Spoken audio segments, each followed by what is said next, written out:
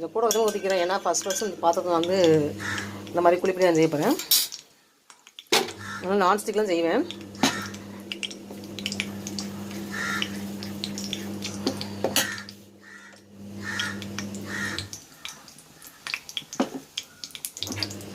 எப்பவுமே இந்த மாதிரி பனியாக செய்யணும்னா இந்த மாதிரி குட்டி கரண்டி எடுத்துக்கலாம். இதான் வந்து அளவு சரியாக இருக்கும்.